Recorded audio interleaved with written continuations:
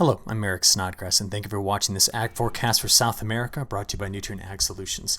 I really want to continue on the discussion we started on Monday. We're going to do that by first looking back over the last week of precipitation as measured by satellite. So I'm going to start this for us, okay? It goes back to the 9th. Now we're going to keep our eye on southern Brazil and Argentina, because at times over the last 7 days there have been scattered showers and storms that move through. And to be honest, the European model picked up on that pretty well. But overall, when we look out here toward the end of it, higher pressure has built in, and that's been our big concern, because over the next 10 days, that region is showing up very dry, and it's been consistently dry in the models. So again, Mato Grosso do Sul through parts of Paraná, Santa Catarina, down to Rio Grande do Sul, and along the Paraná River here in Argentina. That's been my focal area as being drier than normal. Now, very quickly to the north in Mato Grosso, over toward, Goiás, Tocantins, Minas Gerais. This northern and eastern growing area, we've had very rapid advancement of the crop, plenty of rain so far this year, and we're going to get that crop, I think, out of there very early. And just so you know, at the end of December and beginning of January, they will start harvesting some of the first crop soybean here.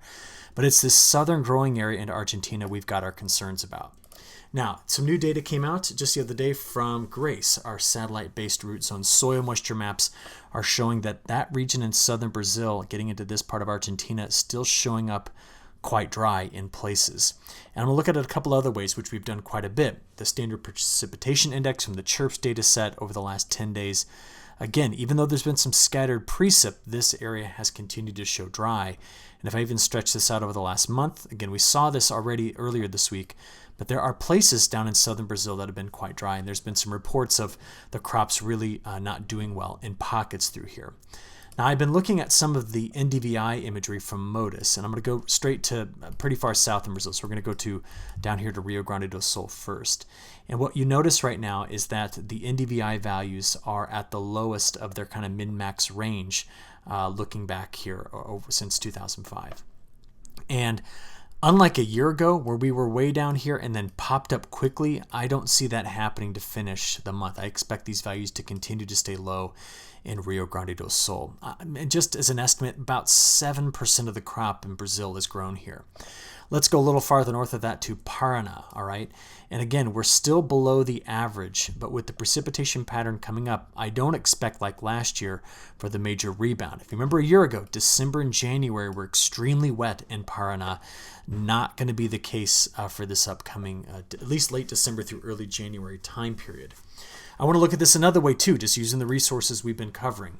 Staying in southern Brazil, Rio Grande do Sul, right now, 12 inches would have been the normal accumulation of precipitation. Over the last 60 days, they're 8 inches in deficit. See that? And then you go over to Paraná, and the same thing. We're down about 5 inches compared to average.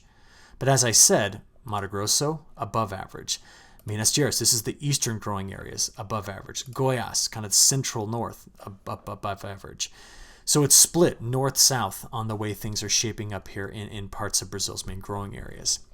Now, as we look out here over the next week to 10 days, take a look here. This is the new 12Z run from the European. We just play this forward, and what you're going to notice is there's much better precipitation. I'm already all the way through Saturday, getting into Sunday here. And what you see is there's much better precipitation north, but just nothing large and organized, like a big front or anything sweeping through southern Brazil or Argentina.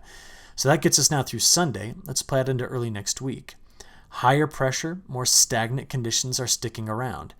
It rains to the south. It rains here. It's raining to the north. But through next Tuesday, getting in next Wednesday, outside of some scattered showers, the models are really not bringing in much precipitation. So we come back to this idea of adding it all up. And we just play it through the weekend into early next week. Again, there's just a large area here that are going to be seeing above average temperatures and drier than normal conditions. This is just taking us out through the weekend and even into early next week. It's not as though this is filling in with really heavy precipitation. It's scattered precipitation at best. Now, we look for some reasons as to why this is happening, and I'm going to come back to some stuff that's going on here in the tropics. The MJO right now is showing up in phase 7, but that's primarily because of a lot of subsidence over phase 3. Now, what does all this mean? It means that northern Brazil is going to continue to have really good rising motion looking forward. But if all that rising motion is in the north, the week 2 forecast continues to show up drier farther to the south. This is also consistent with the story we've been telling you about the southern annular mode and the continual cooling of the water here and its effect on subsidence in the atmosphere over this region. Now, some new data were just released. It's the new long-range stuff. So let's take a look at it. From mid-December to mid-January, that seems to be the main case. Wetter to the north of this region. But this La Nina, which is a major part of the flow and it interacts with the MJO signature, seems to be right now reaching a peak and fading.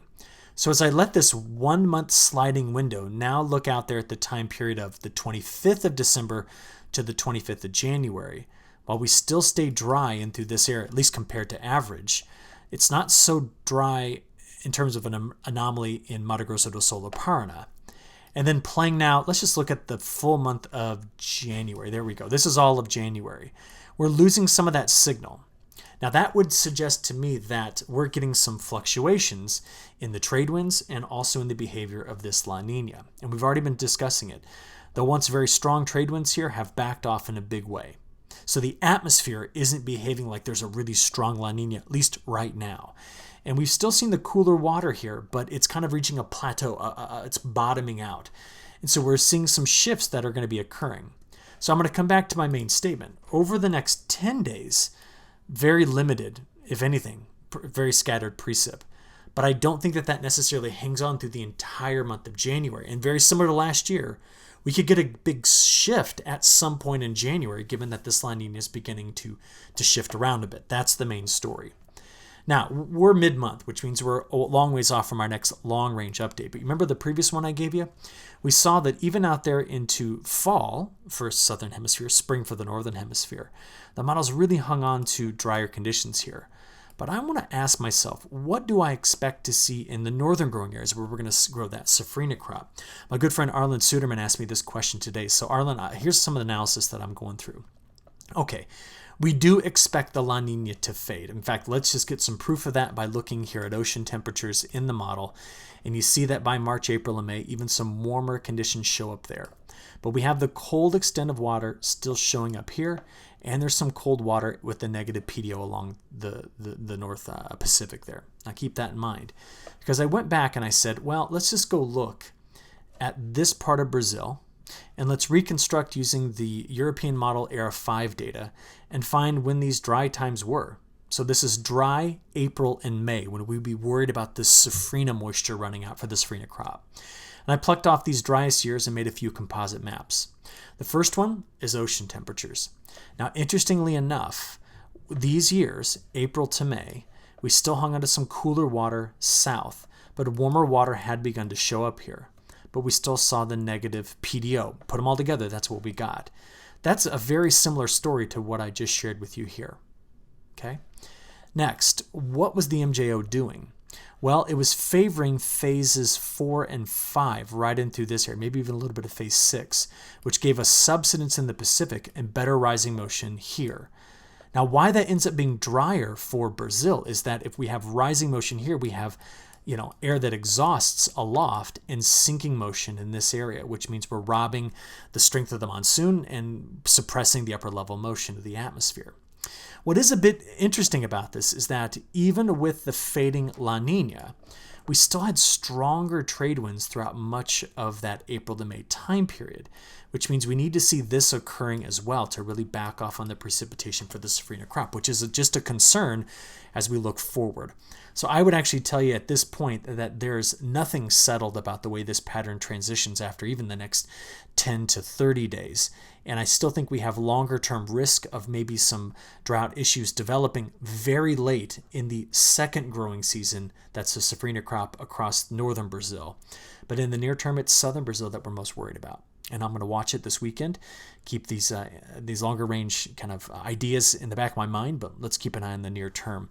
Because just to come back to it again, that's the area I'm most concerned about as we press forward. So we'll wrap it up here. Hope you have a good rest of your week and weekend, and I'll talk to you again on Monday. Thanks.